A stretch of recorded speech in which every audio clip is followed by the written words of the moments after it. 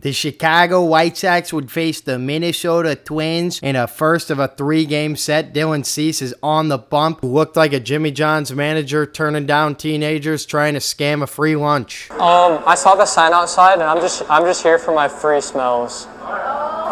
That's right, the smells are always free here at Jimmy John's. Dylan Cease K's the Twins in order in the first, but in the second, he pins Donovan Solano in the shoulder and loads the bases for Nick Gordon, who hits one to Hanser Alberto. He can't come up with it. Taylor is going to score. Dylan Cease says, if you don't hit a 3-run homer in this game, I'm going to be really mad at you. In the top of the fourth, Andrew Benintendi leads off with a base hit into left.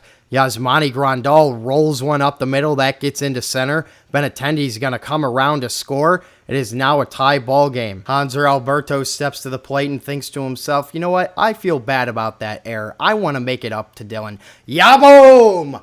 Hanser goes deep into left field. That is out of here. Hanser Alberto makes up for the error and puts the Sox up by 3.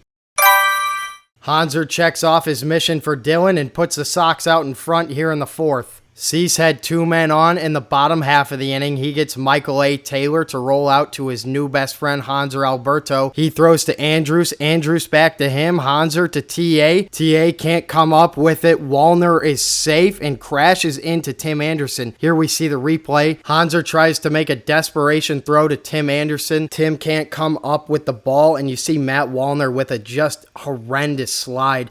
T.A. is standing in the middle of the baseline. You see him holding his knee. He would stay in the game, but come out later. He is going to be out for 2 to 4 weeks. That hurts for the Sox. Trevor Larnach smacks one into center field, adding insult to injury. Wallner comes in to score, and the Twins have split the lead. Moving on into the fifth, Dylan Cease pitching to contact. His defense isn't playing to contact. Elvis Andrus will boot that one. Up next is Matt Wallner. He goes 5-hole on Gavin Sheets. That's going to go into the right field corner. Oscar Colas picks it up and makes a strong throw towards home plate. Nick Gordon's on his way, but Gavin Sheets cuts it off. That throw was on line.